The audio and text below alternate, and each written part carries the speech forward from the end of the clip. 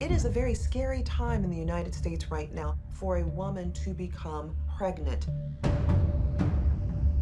Every aspect is now being subject to state punishment, control, and surveillance. There's 3 officers. They wanted to know if I had an unlawful miscarriage. He's getting out of the handcuffs. You have a warrant for your arrest. She was still bleeding from having the baby. We have to say that life begins at conception. Who speaks for the baby? We've been passing laws in state after state, and they think they're going to waltz in and just repeal them? It's not going to happen. The anti-choice movements, they have moved into positions of power. We did not see the onslaught that was coming. The last time this country dealt with an issue of this dynamic, we shot each other to doll rags on the Civil War battlefield. A law had passed. It would be illegal to induce my pregnancy. I could have lost my love of my life. It was 10 days of torture. She didn't sign anything. What's going on here? How can they just be rolling her down the hallway into the operating room? The state has the right to intervene in a woman's life from the second she becomes pregnant. That's an intrusion in the life of an individual that should shock every true conservative in this country. 2 to 3 women will die every day in the United States from pregnancy-related complications. In some states, it's safer for a woman to go and give birth in a developing country. I didn't want to have any more children. I had asked my doctor, can we go ahead and get my tubes tied? I was told no. There's a lot of people who just simply have no idea how horrific it has been. If we don't step in, all of these dominoes are going to come down together. Hi everyone. Thanks so much for being here. We can just jump right in. I know this is a really heavy topic, but I'm excited to talk to you about it. So the first thing I wanted to ask is just what made you want to make this film? Well, I was part of the generation of women who marched in the late 60s and the early 70s to get Roe v. Wade passed. And in June of 2014, when the Supreme Court handed down the Hobby Lobby decision, which said that employers did not have to cover birth control in insurance policies, I was shocked. And what I was so surprised about was that women were not taking to the streets. Women were still patronizing Hobby Lobby. And I wondered, where was the outcry? Why is there a disconnect here? Why are people not understanding what is happening? And so I began to research it, and I began to ask around, particularly young generation of women and men, what they knew about Roe versus Wade, what they knew about the right of privacy to have access to birth control. And I was astonished that people just assumed it was a given right, never thought about it being challenged. So at the urging of a number of people in the social action community and social justice community, I decided it was time to connect the dots and show that this is all part and parcel and the fallout, if you will, on the war of abortion. So I contacted Luchina, who's a longtime colleague and friend, and we have done other documentaries together, particularly one about the attempts to roll back on Title IX. And we decided to do this documentary. Fabulous. Yeah, how did you, Luchina, how did you get involved in the documentary? Right, well, I just realized it's been 3 years. Yes. We started this 3 years ago. And Civia's on the West Coast, and I'm on the East, and we traveled all over the U.S. talking to women, finding their stories. It was amazing, the people we got to come forward, because it's not easy. It's certainly not an easy thing to talk about. I also have 3 children, so I was doing this around being a mother, but that really helped inform I think, how I came to the documentary. Having gone through childbirth 3 times, I could really relate to these women. And so it was fantastic to work with Civia again, and on this very important topic. So that leads into my next question specifically about the women that you guys met and that you talked about. I know you, Civia, you mentioned the sort of connecting the dots and how maybe younger women aren't as aware, and we still see reproductive justice as a sort of abstraction, something that we haven't previously had to fight for. So I wanted to talk about how these policy changes, like what the actual cost is. It's easy to read about it on the news or donate to Planned Parenthood, right? All of these things sort of exist on a screen maybe. And like, how did you hear about these women and want to tell their actual stories and make this as real and as pressing as it is, if that makes sense? I did not want to do another film about abortion. There have been many, many, and there certainly need to be more. But I wanted to go beyond the usual lexicon, the usual framework, and I wanted to show that all women are affected. All women are potential victims of what is happening, regardless of their view on abortion, regardless of their political leanings. There is a fallout from this movement, and that affects maternity care, it affects prenatal care, it affects your privacy rights, it affects your constitutional and human rights. And those were the kinds of issues that we were interested in exploring, so that people see it is far greater issue than the termination of a pregnancy. It extends to a woman's right to bodily integrity and her very fundamental human rights. Yeah, certainly her right to privacy. I think one of the stories that you may have seen in the trailer, Katie, who gave birth to a baby that she wanted very much. She has epilepsy, and so she had a choice about whether to continue to take her epilepsy medication, which had caused a previous miscarriage, or she had done research and noticed that cannabis helped control seizures. So she decided to go that route. Well, once she had the baby, unbeknownst to her, the hospital tested her blood, ran a drug test on it, and she was arrested within days of giving birth. So that's the fundamental right to privacy. She's someone in her 20s. This can happen to anyone. Of course, these are laws that exist in Alabama, but other states have adopted them as well. So I think it's understanding that this issue is far more pervasive than just accessing abortion care. It really is about contraception. It's about, as Civia said, the very fundamental right to privacy that we all take for granted. Let me underscore with one point that just the other day, the U.S. Supreme Court reinstated the state of Wisconsin's cocaine mom law. So pregnant women who are believed to be using drugs or alcohol can be forcibly hospitalized, forcibly detained against their will.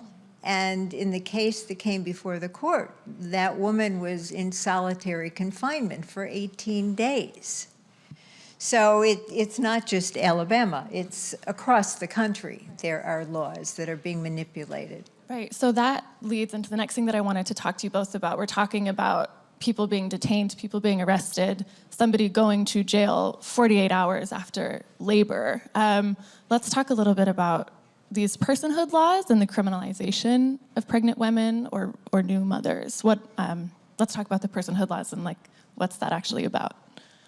Well, the personhood laws are, from the day that Roe v. Wade came into effect, the opposition has been trying to establish a constitutional amendment stating that a fetus is protected and is a person guaranteed all of the rights under the Constitution.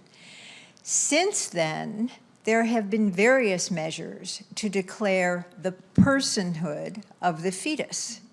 And it is a movement now that one of the founders said to us is so significant that they're not even worried about the Supreme Court overturning Roe v. Wade, because in fact, if you establish the personhood of the fetus, then any harm to that fetus falls under criminal statutes like homicide.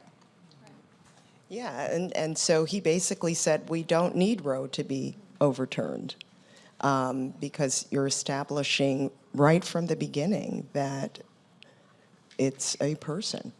But, you know, there's problems with that, obviously. And in South Carolina, which was one of the first states to declare a fetus a child under their statutes, it meant that women were being arrested during pregnancy, right? Because suddenly their prenatal care was subject to oversight by the law enforcement. So when you think about that, it's an intrusion in women's lives right from the very beginning. And they are telling you what you can do and can't do during pregnancy. If you fall down the stairs, you might be subject to scrutiny over why did you fall down the stairs while you're pregnant. So it is quite serious. And it creates the conflict, which is at the heart of our film. You have two constitutionally protected beings within one body whose rights prevail. Absolutely. And I mean, it's horribly sad. And it was so, watching the documentary, I was so frustrated by women doing something as natural and as human as planning their pregnancies, being excited about a child, being removed from that child so soon after labor. And how, I think what was really telling was that, like you said, connecting these dots, it's not even just about, like you said, the termination of a pregnancy. It's about this policing of the entire experience that was most sort of damning to me. And I wanted to talk a little bit, you mentioned how in the beginning, how Roe v. Wade is something that a lot of young people aren't as familiar with, and you show this in the documentary. Some people, they've heard of it, but they're not sure if if it's about segregation, if it's about healthcare. You know, they aren't entirely sure what Roe v. Wade even was. And then on the other hand, you have the religious right training and educating its youth in summer camps and after-school programs. You can do an internship with crisis pregnancy centers. Like, the religious right is educating their youth at such a young age with their agenda. What do you think that the pro-choice community can learn from that, and what was that like to sort of witness? Well, what was disappointing was the lack of awareness that we discovered among so many young people. But understandable. I mean, don't forget that I think the reproductive justice community has been blindsided by what has happened politically. The point is, the way to control a woman is to control her reproduction. And once birth control access was legalized, once abortion was legalized, women then moved on to pursue other opportunities and pave the road in education, in the workforce, economically, dealing with other issues. And so it was a goal that had been attained. It was the rung on the ladder that had been achieved. And so we all moved on. And it was not within our radar. Meanwhile, the opposition side was mobilizing, strategically infiltrating the Republican Party, state legislatures, and for 30 years, grooming their youth, a young Army Corps, if you would, of foot soldiers who went to youth camps and who were spreading the word. So I believe now that people who believe in a woman's right to privacy really need to begin educating youth. And one of the problems is that there has been a lack of sex education in the public schools. There has been a lack of information about Roe and the history of reproductive rights because that kind of history is not frequently taught unless you take specialized courses in women's studies. Right. Oh, that's absolutely the case, right? That in high schools, kids aren't learning these things. And so really it's when you get to college, or if you have somebody in your household who's telling you these things. It's like we kind of have to pass down the message, right? I'm in that middle generation. I benefited from Civia and her group marching. But yeah, I'm passing this information down to my daughter, who needs to know that you can't take rights for granted. You know, history is cyclical, or however you want to perceive it, but you always have to be conscious that these things can be taken away just as easily as, you know, they were fought for, you know. Yeah. So while we're sort of talking about, I feel like the religious right wields so much power in this because so much of these, again, these camps or internships, they're through church groups, they're through religious groups. And one thing there's a whole section in the documentary about Catholic hospitals and how religion has sort of found its way into healthcare. And we see this with crisis pregnancy centers and then with Catholic hospitals. Can you talk a little bit about what the problem with Catholic hospitals are and why that's bad for women's health? Can you share that a little bit? Well, the problem with Catholic healthcare is that the medical guidelines for women's health are dictated by, and it's not just women's health, the medical guidelines are dictated by the Conference of Catholic Bishops. So that doesn't only affect reproductive rights, that affects end-of-life care, that affects whether or not they will honor a DNR. It affects vasectomies, it affects a wide range of medical procedures. But Catholic hospitals have, over the past decades, aggressively moved into the hospital domain and taking over private hospitals and community hospitals or merging them as affiliates. And therefore, 1 in 6 acute care hospital beds are now owned or affiliated with Catholic healthcare. That means that women do not have access to contraception. That means that in the case of rape, a woman does not have access to the morning after pill. In vitro fertilization is forbidden. But most critically, miscarriages are mismanaged because a woman may be miscarrying a non-viable fetus, but if there is still a heartbeat, she may not receive the medical assistance in a timely fashion that she needs for her own medical well-being.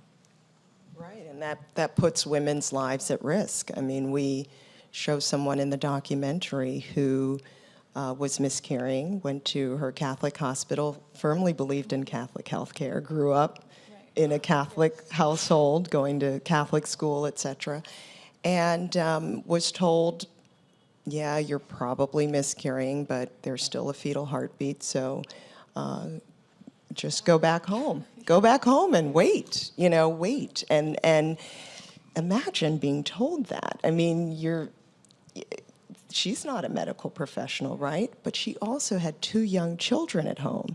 So she returns home, begins to bleed more heavily, actually loses consciousness. Her husband rushes her back to the hospital. As she's being wheeled down the hospital corridor, she sees the same doctor who sent her home before, and she's terrified because she's thinking, oh my God, this is the guy who who sent me back home. He's going to do the surgery. And the one thought that went through her mind was, please, God, just let me live, because I have 2 young children at home. So it's not just that these women's lives are being put at risk, it's their families who will be affected by this as well. So we did find other cases around. Sadly, there are a lot of women who don't want to talk about this, who feel ashamed, even though they are the ones who've been victimized by these regulations, by these laws. They are ashamed to come forward. And doctors, physicians, a lot of medical practitioners did not want to come forward because they worried about repercussions. They worried about being terminated if they did indeed work within a Catholic hospital. Fortunately, we do have 2 physicians who did come forward. But we ran into a lot of obstacles trying to get people to come on camera. Right. Yeah, it's still heavily, heavily stigmatized. So my last question for you guys before we go to the audience, what advice would you give, I mean, under 45's administration, what advice would you give the pro-choice community to mobilize and to keep fighting this fight or refight this fight that's already been fought? Well, you got to see the film, first of all. Seriously, though, people who've seen it have called it a wake-up call. They've also called it a horror film because they are shocked by what's going on in the country. And the point is, we did this film even before the election. We had completed it. We didn't know who was going to be elected, but we wanted to show what was happening in the country already, and that this is happening in the states, in individual states. It's been a state battle. But now we have an administration that is supporting these efforts. It's coming from the top down now. So I would say get educated, see the film. On our website, we have tons of resources. We actually have an app that will take you to your state. It will tell you what is going on in your state and how you can contact your representative in Congress and let them know how you feel about this issue. You can actually leave a voice or video message for your congressmen and your senators on our website. And I would add to that people need to get active. Women need to go back to taking to the streets. I mean, the Women's March was so effective, but that was back in January. This is now July, and we are not seeing those kinds of numbers despite all the action that the Trump administration is taking. I think that people have, turned aside a bit. They're not realizing that amid all the talk about Russia and how the Trump team may or may not have colluded, that what's been going on in the Department of Health and Human Services under Director Tom Price, that all kinds of restrictive rules are taking effect. His whole team has been put in place to roll back contraceptives, to roll back abortion. And then within the White House, there are people with that same bent. So this is going on behind the headlines here, and people need to take notice, and they need to get up and act. Thank you. Absolutely. I agree. Let's take our first question from the audience. Hi. I want to thank you, first of all, for furthering a very important conversation that we need to be having by making this film. But I'm wondering, since it's such a heavy subject matter, was it hard not to bring it home with you at the end of the night? Oh, yes.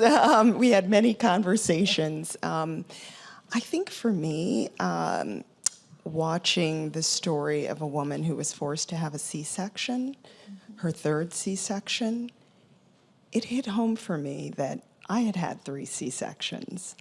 And actually on the third C-section, when I had my third pregnancy, I was basically told by the doctor, you automatically have to have a third C-section because you've had 2 previously.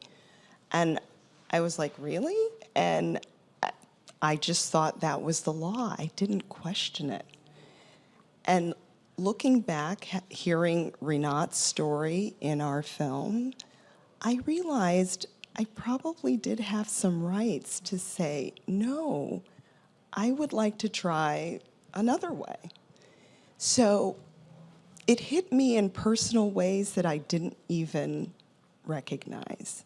And I think that's the power of these stories. Sure. It was very difficult. For me, it was a lot of anger. Because if you saw these kinds of human rights abuses happening in a third world country, there'd be outrage on the part of American citizens, on the part of the United Nations. But it's happening in the United States, and if it can happen here, it can happen anywhere. And for me, that was the source of a lot of anger and intensity as I worked on this day in and day out. Thank you. Next audience question. Hi. Hi, thank you two for being here.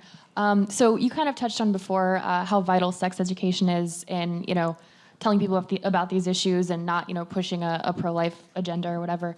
So I'm just wondering, what kind of advice would you have for parents or anyone trying to educate younger people, whether it's boys or girls, about these really heavy topics that are probably hard to wrap their minds around? Well, I have three young children. I attend the Unitarian Church, and they have the best program called the OWL program. I hate to give a plug, but what's fantastic about it is it deals with sexuality in all ways. Not just the conversation about biology, which is the conversation you need to have, and it's sort of a jumping off point, I think, for parents to be able to talk to their kids. I really do think that kids are going to get the information from somewhere, right? And usually it's misinformation. So it's so important to talk to them. I think now, having done this film, obviously, and lived this film for 3 years, I've had these conversations with my kids, like, this is what's going on. Do you realize, these are the issues at stake? It's an important conversation to have. And no matter how uncomfortable, I think, even just watching the news together and then discussing what is said, why are 1 million plus women marching? Why are these women marching all over the world? What's that about? That's a good jumping off point. I also want to add that I think it's very important for parents to make sure that their school districts have a liberal education. And that does not just mean in terms of the specifics of sex ed, but we've had a case where a school district wanted to ban parents were protesting, wanted a biology textbook banned because it mentioned the word abortion. This was an AP biology textbook, college prep course. So I think parents have to be vigilant about curriculum. They have to be sure that there is not censorship and limitation in terms of what their children are learning in schools. And I agree. You have to be open, you have to be honest with your children, because so many of the young women that we had interviewed said their parents never discussed it with them, that particularly in Latino households, it was a very restrictive issue because of a lot of faith arguments over discussion, and that it's very essential to have this as an open topic because, as Luchina said, kids are going to get the information anyway. Thank you. We have room for one more question. Hello. Since you couldn't really get any doctors or certain patients because they didn't want to be on camera, I was wondering, a lot of people around the world don't really use gynecology. They use midwives. Have you ever talked to have you searched into midwives? Sure. In fact, in the film, we do have, we have a doula, a birth doula okay. in the film.